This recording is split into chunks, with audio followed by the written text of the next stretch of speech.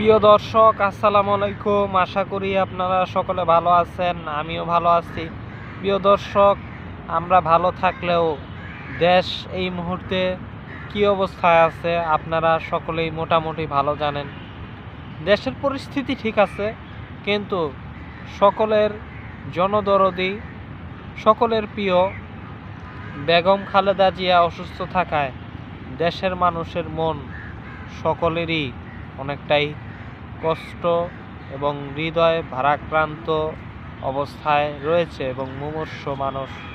কারণ সকলেরই পছন্দের আমাদের নেত্রী বেগম খালেদা জিয়া তিনি অসুস্থ এবং সেই অবস্থায়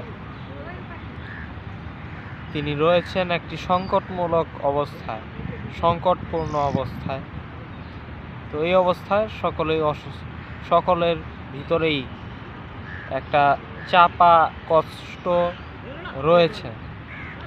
এবং আরেকটি বিষয় যে তারেক রহমান তিনি এখনও এমত অবস্থাও দেশে আসবেন কি আসবেন না, প্রায় একটা অনিশ্চিত পরিস্থিতি এবং নানান গুঞ্জনের ভিতরে চলছে নানান খবর। তো এই মতো অবস্থায় এই মুহূর্তে জামাতি ইসলামীর ব্যাপারে যদি আমি কিছু বলি, তাহলে সেটা আপনাদেরকে এতটুকুই বলতে পারি যে জামাতি ইসলামীর জন্য একটা সংকট এটা যে খালেদা জিয়া কিন্তু জামাতি ইসলামীর জন্যও এক বন্ধু, রাজনৈতিক বন্ধু, আপনারা সকলেই জানেন। আর জামাতি ইসলামও খালেদা জিয়ার প্রতি অত্যন্ত শ্রদ্ধাশীল একটি সংগঠন এবং খালেদা জিয়াকে শুধু বিএনপির না, দেশবাসীর সকলের খালেদা জিয়া এই বিষয়ে অলরেডি জামাতি ইসলাম তার মনোভাব প্রকাশ করছেন। এবং সেই হিসেবে রাজনীতির মাঠের কথা যদি বলি, তারেক রহমানের আসার বিষয়ে বা না আসার বিষয়ে, এখন যদি বলি যে রাজনীতির মাঠ, সেখানে কিন্তু জামাতি ইসলাম সহ 8 দলের একটা অগ্রগতি এবং জনমনে তারেক রহমান সম্পর্কে যে সংশয়, বিএনপি সম্পর্কে যে নতুন সংশয় তৈরি হয়েছে এমত অবস্থায়, সেই পরিস্থিতিতে 8 দল অনেকটাই একটি সুযোগের মতো তাদের হাতে ধরা দিয়েছে এই পরিস্থিতিটা।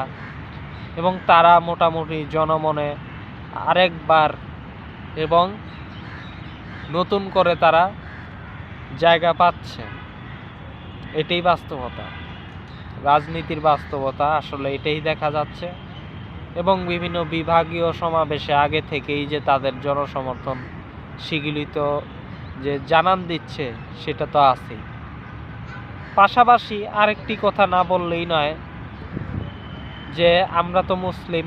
আমি কেন বারবার মুসলমানের কথা বলি শোনেন, আমরা যে মুসলিম এটা যদি পলিটিক্যালভাবে প্রতিষ্ঠিত না হয়, এই যে 17 বছর, দীর্ঘ 16 বছর আমরা মুসলিম না, এই পরিচয়ে যে রাজনীতি হয় নাই, এই পরিচয়ে যে সরকারটা পরিচালিত হয় নাই, শেখ হাসিনার সরকারটা, তার ফলে কি হয়েছে? তার ফলে আমাদের মুসলমানদের কি কোনো উন্নতি হয়েছে? কতটুকু হয়েছে? এই প্রশ্নগুলি আশা করি রাখবেন। এবং হইলেও ক্ষতি কতটুকু হয়েছে তার বিপরীতে, এতটুকু প্রশ্ন আমার অবশ্যই আমি মনে করি যে যৌক্তিক। এই প্রশ্ন থেকে আমি বারবার বলি যে আমরা মুসলমান এবং পরিচয়টাকে সামনে আনি। তো এই যে আমরা মুসলিম, আমাদের কথা যদি বলি ধর্মীয়ভাবে, ধর্মীয় সম্প্রদায় হিসেবে আমাদের জন্য এই মুহূর্তে একটা সুযোগ। ইসলামী 8 দল, শুধু জামাতি ইসলাম না, খেলাফত মজলিস, চরমনাই সহ আরও যে 8 দল আছে জামাতি ইসলামী সহ, তারা কিন্তু এই মুহূর্তে একটা সুযোগ আমাদের মুসলমানদের জন্য একটা নেয়ামতে আবির্ভূত হয়েছে। বিএনপির ব্যাপারে যদি বলি, তারেক রহমান আর খালেদা জিয়ার ইস্যুটা এই মুহূর্তে নানান সংশয়, নানান গুঞ্জনের মধ্যে দিয়ে যাচ্ছে এবং মানুষ অনেকটাই আহত, কষ্ট, নিমজ্জিত, এরকম একটি পরিস্থিতি। কিন্তু এইটা বাদ দিলেও বিএনপি তো একটি রাজনৈতিক দল, এই আলোচনা যদি বাদও দিই, এখন রাজনৈতিক দল হিসেবে বিএনপির মির্জা ফখরুলের পারফরমেন্স, সালাউদ্দিন সাহেবের কথাবার্তা, নেতাকর্মীদের যে ব্যবহার আচরণ, তারপরে যে ধরনের বিএনপির রাজনীতিক মাঠে যেভাবে তাদের যে শক্তি জানান দেওয়া যেভাবে এবং অপকর্ম করা নেতাকর্মীদের, তো সেগুলি আসলেই মানুষের মনের ভিতরে একটা হতাশা তৈরি করছিল এবং এই হতাশা এখনও আছে।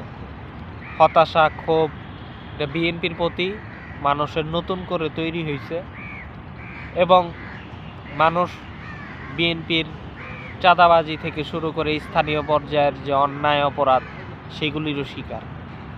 আর পাশাপাশি শাহবাগীদের, বামপন্থীদের যে তৎপরতা, নতুন করে তাদের যে শাহবাগ কায়েমের যে অবস্থা, যে তারা একটি শাহবাগ কায়েম করবে, আবারও সেই মুক্তিযুদ্ধের পরাজিত বিজিত শক্তির যে খেলা এবং তাত্ত্বিক রাজনীতির আড়ালে নতুন করে বাউল ইস্যুতে শাহবাগীদের যে আল্লাহ দ্রোহী যে অবস্থান, আল্লাহর বিরুদ্ধে, আল্লাহরে গালিগালাজ করা এক বাউলের পক্ষে, এবং এই যে যারা ফ্যাসিবাদী, যারা নাস্তিক, তাদের পক্ষে যে এত সুর, এত কথা বামপন্থীদের, এবং এনসিপির যে অবস্থান, যে এনসিপি ডানপন্থী না বামপন্থী, তাদের কোনো দিক নির্দেশনা আমরা দিক বিদিক কোনো কিছুই বিবেচনা করতে পারতেছি না।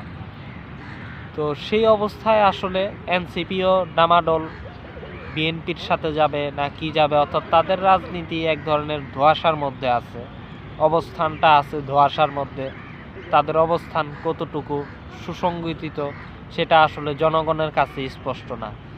এনসিপির অস্পষ্ট রাজনীতি, বিএনপির অস্পষ্ট অবস্থান এবং বিতর্কিত অবস্থান, গায়ের জোর দেখানো, আর শাহবাগীদের যে আওয়ামী লীগ এবং ভারতের পক্ষের যে পরোক্ষ অবস্থান এবং ফ্যাসিবাদের পক্ষের যে দালালি, সেটাতে এই মুহূর্তে মুসলমানদের জন্য আমি মনে করি এগুলি সংকট।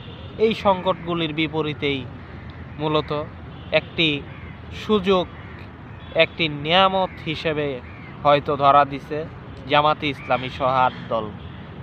একটা কথা মনে রাখবেন, জামাতে ইসলামী যদি হেরে যায়, এই 8 দল হেরে যায়, তাহলে শুধু জামাতে ইসলাম নিজেই হারবে না, 8 দলও হারবে।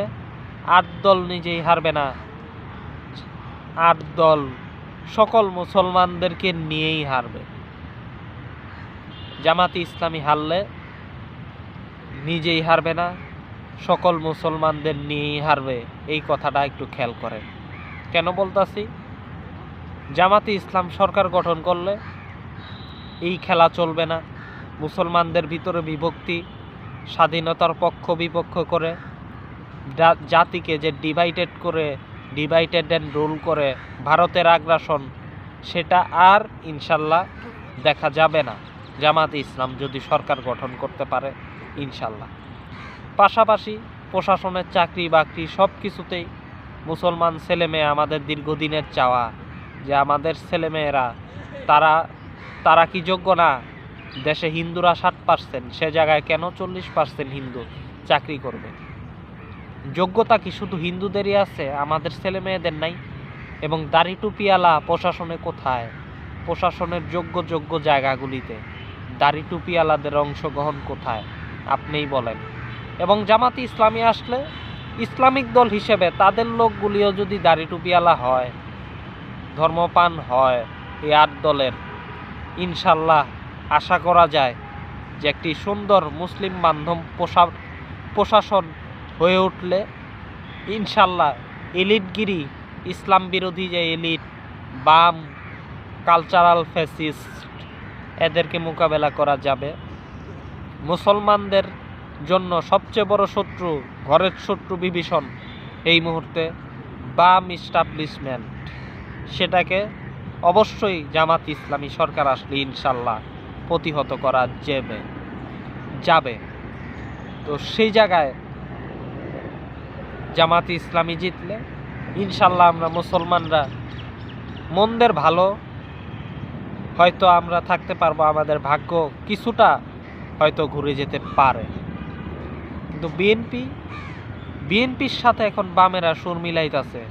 বিএনপি আসলে আপনারা উগ্র ধর্মান্ধ হবেন, ট্যাগ খাবেন।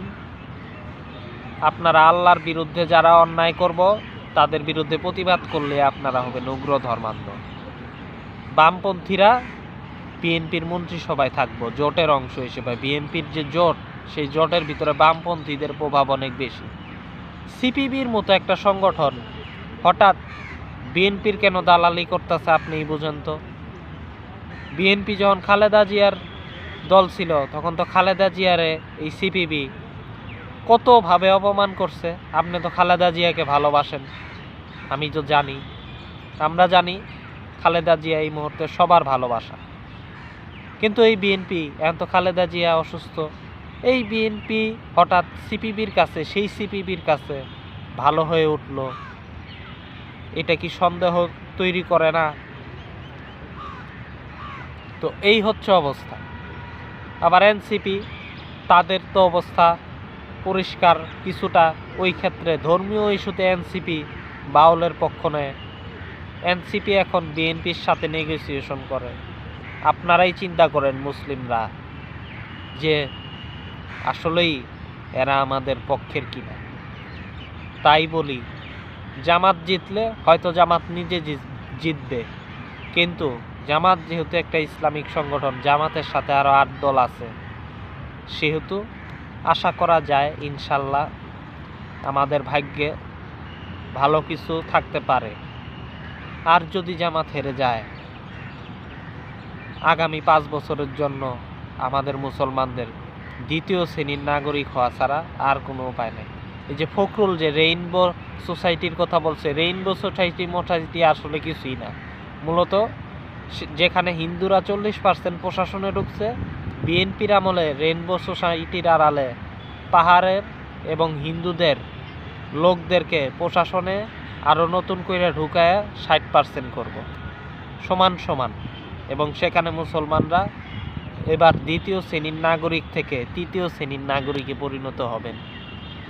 তাই আমি এই বিষয়টাকে নিয়ে একটাই কথা বলবো, আপনারা বাকি সিদ্ধান্ত আপনাদের।